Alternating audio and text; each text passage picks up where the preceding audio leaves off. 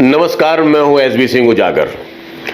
15 अगस्त को लाल किले पर अपने भाषण में भारत के प्रधानमंत्री ने आगामी 1000 साल का विजन प्रस्तुत किया।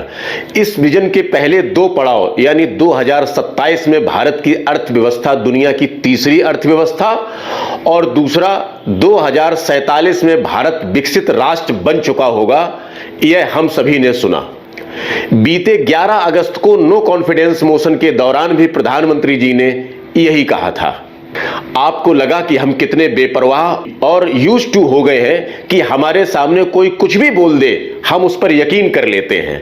हम कतई ये जहमत नहीं उठाते कि इस बार अपने दिल से सवाल पूछे कि जो यह बात बोली गई है वह किसी आंडू पांडू ने नहीं बोली, किसी रास्ते चलते राहगीर ने भी नहीं बोली, किसी दल के किसी छुटभइये नेता का भी यह बयान नहीं है, यह किसी गोबर भक्त का भी बयान नहीं है कि अंधभक्त में डूब कर वह बोल गया हो। यह भारत के प्रधानमंत्री, दुनिया के सबसे बड़े लोकतंत्र वाले देश के प्रधानमंत्री और दुनिया की नंबर 1 आबादी वाले देश के प्रधानमंत्री ने बोली है।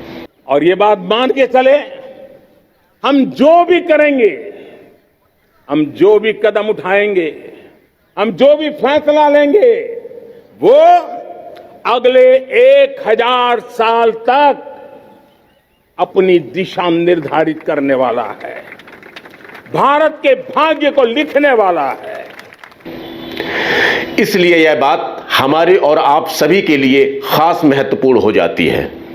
यह भाषण 15 अगस्त को यानी आजादी की 76वीं वर्षगांठ के अवसर पर दिया गया है। तिरंगा हाथ में लेकर दिया गया है, तिरंगे के नीचे खड़े होकर दिया गया है। अब देखिए, मेरे देश की 100 जितनी स्कूल ऐसी हैं जहां के बच्चे सैटेलाइट बना करके सैटेलाइट छोड़ने की तैयारियां कर रही है। अवसरों की कमी नहीं है।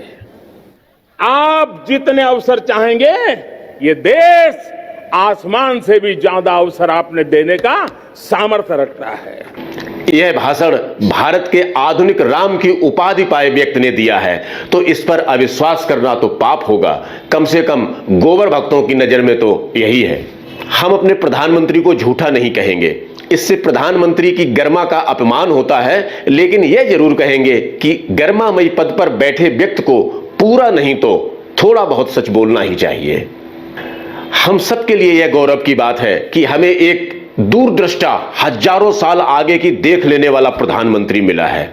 उसे सब पता है, कब क्या होगा वह सारी बात जानता है।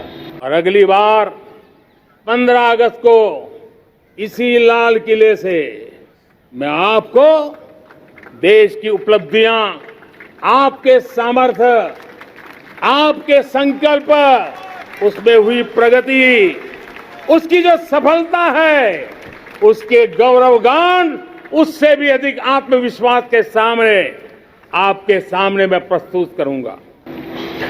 हमने आपने बचपन या जवानी में कभी न कभी फुटपाथ पर तमाशा दिखाते किसी जादूगर को जरूर देखा होगा। वह लास्ट तक मजमा देख रही भीड़ को कपड़े से बने सांप को 2 फन वाला सांप बनाने की बात करता रहता है।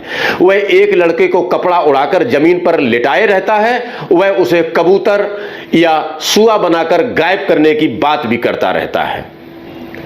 बांसुरी बजाता है, डमरू बजाता है, तमाशबीन भीड़ को यही लगता है कि अब लड़का परिंदा बनकर उड़ेगा, अब कपड़े का वह सांप जादू से 2 फन वाला सांप बन जाएगा। लेकिन ऐसा होता नहीं है। जादूगर पूरे 1 से 1.5 घंटे तक इन्हीं 2 बातों के सहारे पूरा मजमा जमाए रहता है। उन तमाशबीनों में कुछ को तो पता भी होता है कि न सांप बनेगा और न लड़का परिंदा बनकर उड़ेगा, फिर भी वह मजमा देख रहे होते हैं। अधीर पब्लिक बार बार कहती है कि जल्दी सांप बना दे, अच्छा लड़के को कबूतर ही बना दे पहले जल्दी। कुछ कहते हैं यार बेकार खड़े हैं, कुछ नहीं बनेगा, यह हमें बेवकूफ बना रहा है, लेकिन जाते हुए भी नहीं, खड़े रहते हैं। तमाशा करने वाला फिर बांसुरी बजाता है और डमरू बजाते हुए लोगों से खींची गई गोल लकीर पर खड़े होने को कहता है।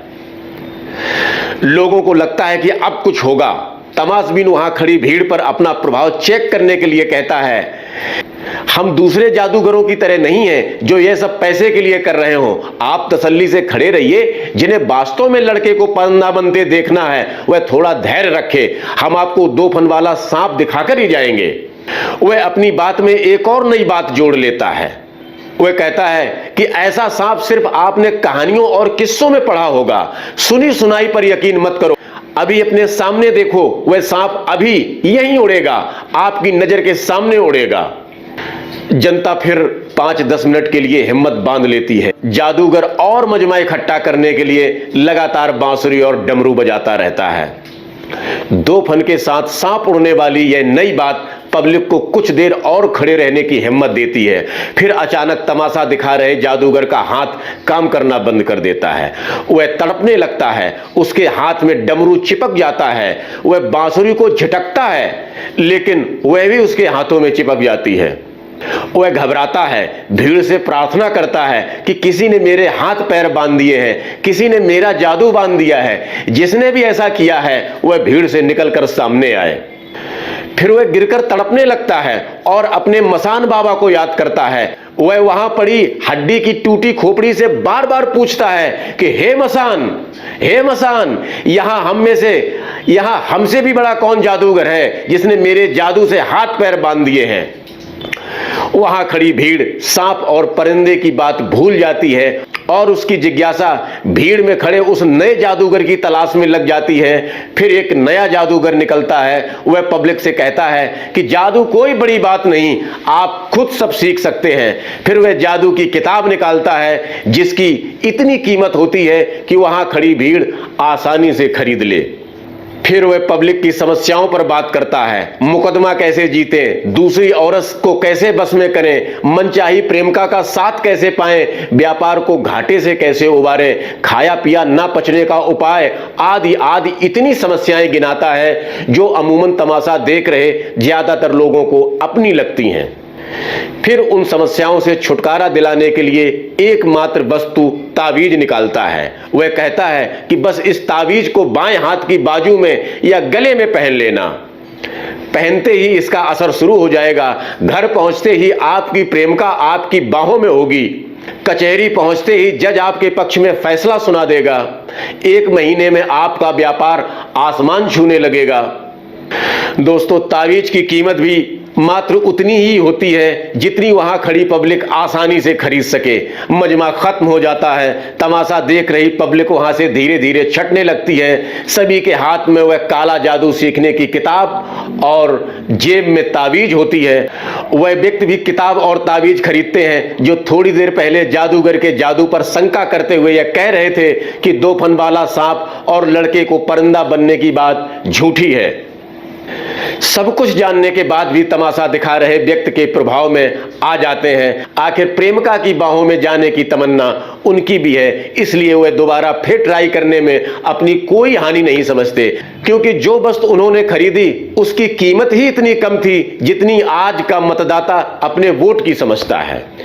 यह कहानी हमने सुनाई नहीं, सिर्फ आप लोगों के सामने दोहराई है, क्योंकि सुन और देख तो आप लोग इसे पहले भी चुके हैं। तमाशे के प्रभाव में वह लोग भी आ जाते हैं जिन्होंने पहले भी तमाशा देखा होता है। हमारे प्रधानमंत्री ने कहा कि इस काल का युवा बड़ा सौभाग्यशाली है। यह ऐसा कालखंड है जहां विकास की ऐसी नींव रखी जा रही है जिसकी इबारत आने वाले 1000 साल में बनकर खड़ी हो जाएगी। 2027 तक यदि भारत को दुनिया की तीसरी अर्थव्यवस्था बनाना है तो 2024 आप सभी के सामने है। बीते 10 सालों में गैस, खाद, पेट्रोल, डीजल आदि के दाम आधे से भी कम करने का जादू आप सभी ने देखा। विदेशों में जमा सारा काला धन वापस आ ही चुका है। किसानों की आमदनी 2022 तक दुगनी करने का टारगेट पूरा हो चुका है। भारत में 400 से ज्यादा स्मार्ट सिटी आज सिंगापुर को मात दे रहे हैं। ट्रेन के किराए में पहले से काफी कमी आई है। बसों का किराया भी आधा हो गया है। जब यह सब हुआ तो 2027 में भारत दुनिया की तीसरी अर्थव्यवस्था भी बन जाएगा, और यदि नहीं बना तो आपका क्या जाएगा। तमाशा देखने की शौकीन पब्लिक बड़े शौक से आज भी तमाशा देख रही है। जादूगर रोज भेष बदल बदल कर तमाशे कर रहा है। पूरी दुनिया को अपने प्रभाव में लेने की बात बेशक की जा रही हो, लेकिन सच तो यह है कि यह देश दुनिया के सामने खुद एक तमाशा बन रहा है।